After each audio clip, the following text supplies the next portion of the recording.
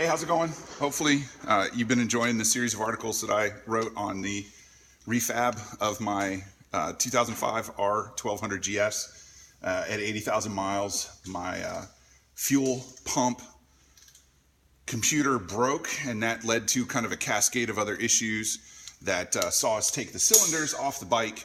And when you take the cylinders off the bike, you put them back on, of course, otherwise your motorcycle isn't a motorcycle. And when you do that, you need to run the bike for 600 miles and then retorque the cylinder head. It's just these 4 bolts right here. So I'm going to walk you through the process. We're using a bunch of different tools, but you don't need all this stuff. The only really special thing that we've got is this digital torque wrench, which is easy, and the only thing that I have access to that goes to 20 Newton meters, down to 20 Newton meters, which is pretty small. It's not very much torque when you think about it. This is actually a snap-on. It's a really expensive one, so I borrowed it from my boss. We're also going to be using an angle gauge, which you don't really need, but it's neat, and it comes in handy for this, and it's fun to use. I mean, if you can't figure out 180 degrees on something, then, you know, I don't know, I had something for that, but it's gone. So I've already taken the cylinder head cover off, taking the spark plug out, and I got the engine rotated so that this piston is at top dead center, and that makes it so that everything's nice and loose. There's no tension on the head. We don't have to worry about any kind of, you know, weird angles if the exhaust valves are open or if just the intake valves are open. And we're going to start with the one on the bottom because it's the hardest to get to, so it takes the most fiddling. First thing we do is loosen the nut on the stud. We're just using a 1/2 inch breaker bar. I'm going to take that nut all the way off because you're supposed to put a little bit of oil on the threads. Now, since I took the cylinder head cover off, it dropped a bunch of oil into a handily located drip pan that I put because I knew I was going to be knocking a bunch of oil out. Now this nut does have 2 sides, so you always want to make sure that you put the round side back against the washer on the stud and leave the notch side or the socket looking side out. We'll run that back on. Get our fancy schmancy torque wrench. It makes that noise a lot.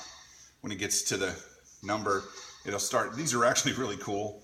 When you get close, it flashes yellow, see the yellow, and then when you hit it, it turns green and makes this noise. And that's how you know you got to 20 Newton meters. Then we're going to take the angle gauge.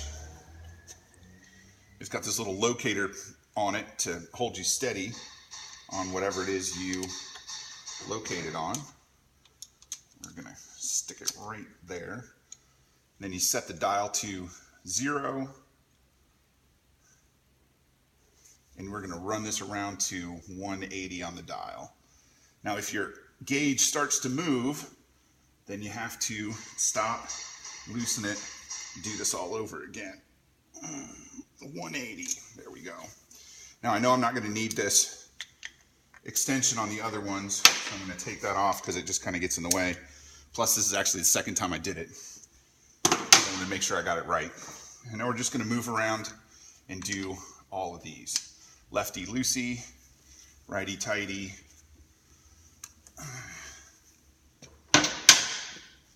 Take the nut off. Get some oil. Put it on the stud. Check the orientation of the nut.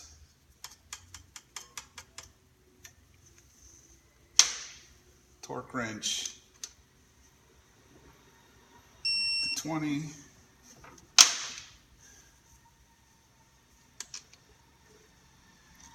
Angle gauge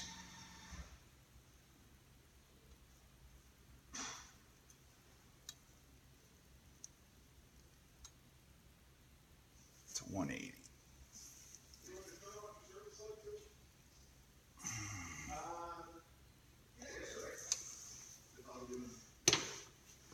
Then the number 3 stud which may or may not be the number 3 stud. That's just the third one I'm doing, so we're calling it number 3.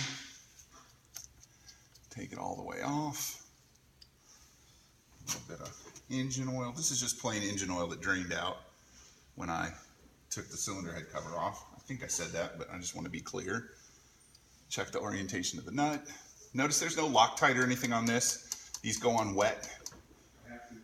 Oil flows around in here, so they get wet. Torque wrench, 20 Newton meters.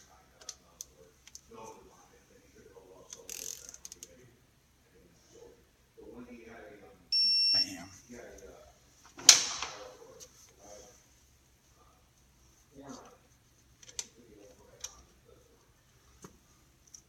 Get that in a good spot. Set it to 0.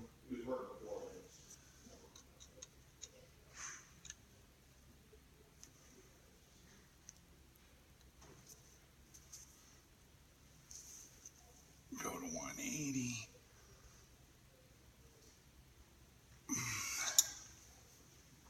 And we'll do the last one. Number 4 off.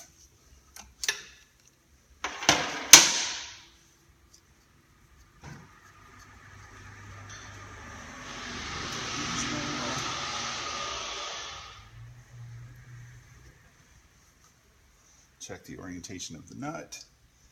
Put the nut back on. That's what you said you would train with your team?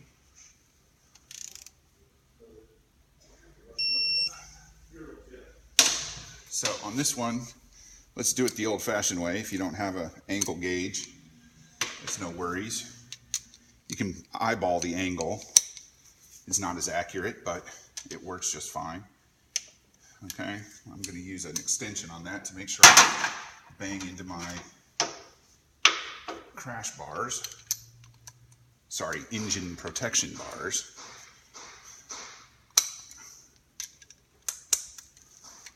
So start off in a location. You can see we're basically almost straight up and down, right? So it's going to be easier to pull it down than push it up. So I'm going to flip that over. Almost exactly straight up. So we're going to come to just a little past straight down, and that'll be 180 degrees. So here we go. There we go.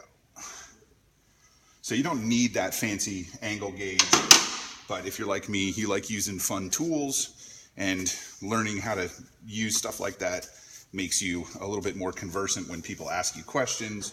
So retorquing the heads is done.